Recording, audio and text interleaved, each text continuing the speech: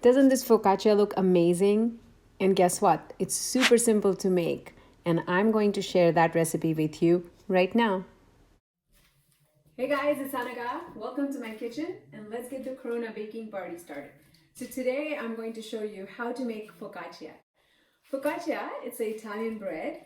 You can use it as an appetizer, or you can make sandwiches with it. It's very, very versatile. And I learned how to make it from an Italian woman, surprise, right? In Florence. I visited Florence the first time. One morning I woke up really early while the family was sleeping. I went to get a cup of coffee. I love waking up early in the morning, by the way.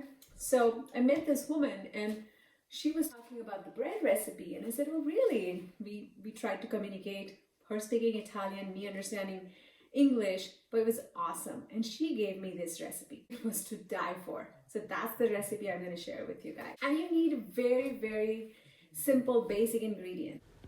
We need all-purpose flour. We need some honey, some salt, some yeast, and some warm water. And then any flavoring you want to add. I really love using rosemary or olives. This is the rosemary from my garden. All right, so let's see how to make the simple dough for our focaccia.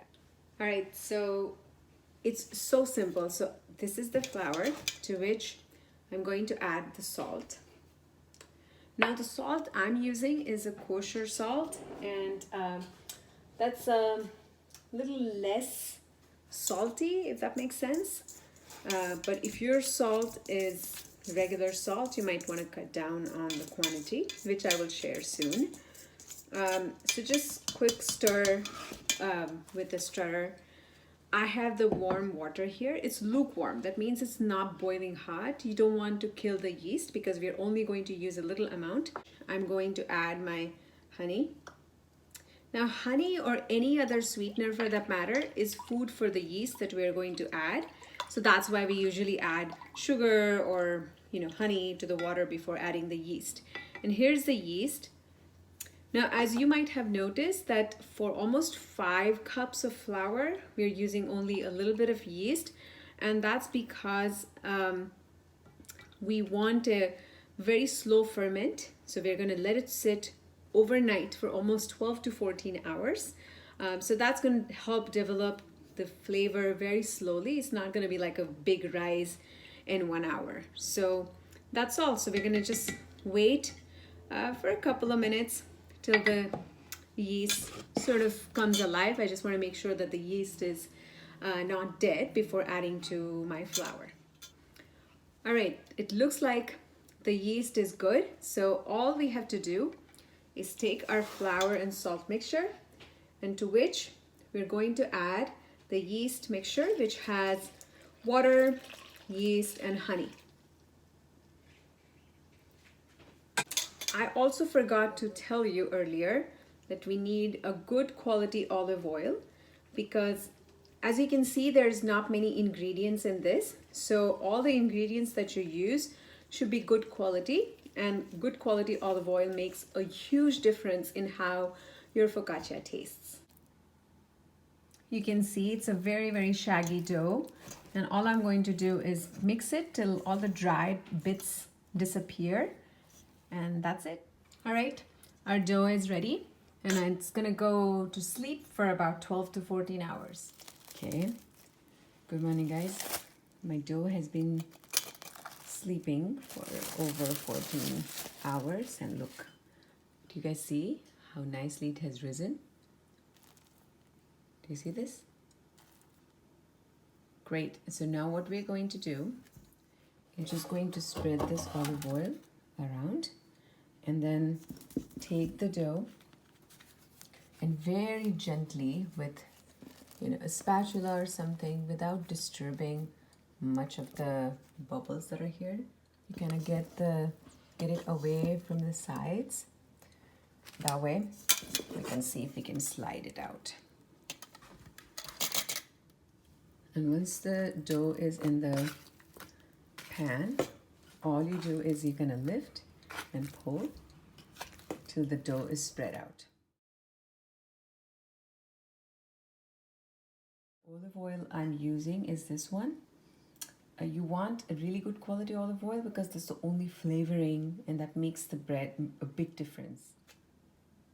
You can see the dough has been resting, and now what I'm going to do is I'm going to take 3 fingers like this and just punch very delicately. You don't want to break all the nice bubbles that you're seeing. All you're creating is a spot for the brine. So she says, knead the dough and pour water. I'm like, what? I have created this brine, which is basically salt and water, and I'm going to pour it over the entire surface like this. I know this is the part that I've not seen anywhere else before, but that's what the lady in Italy told me. I love adding fresh herbs to my focaccia. Here's my little herb garden, and I'm going to take some rosemary from here and use that on my focaccia. So it's been about 45 minutes and most of the brine that we had poured has been absorbed. I have started heating the oven, and this is the rosemary that we picked from our garden. So what I'm going to do is I'm going to add it to about a quarter of the focaccia because everybody in the house likes different things. I'm going to add the rosemary on some. You can literally cut it with the scissors or knife, whatever you have, and just sprinkle it as such. I wish you guys could smell how nice this smells. Like the fresh herbs are just incredible. I'm also going to add some oregano because I just happened to pick some.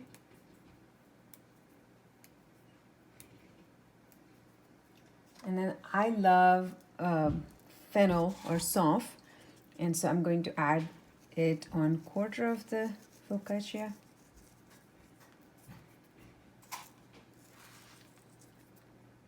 Here is the focaccia that's ready. You can see I ended up adding some tomatoes on one side. There's the one with rosemary and the fennel, and it just looks gorgeous. It's something that you need to plan for. So you can't say, oh, I want to eat the focaccia now. That's not going to happen. So plan it. When you plan it, it's very, very simple to make. So there you go. Here's the recipe. Very easy to make and simple. I hope you guys liked it and make it at home. Do let me know how it turns out or if you have any questions. Until next time, keep cooking. Adios.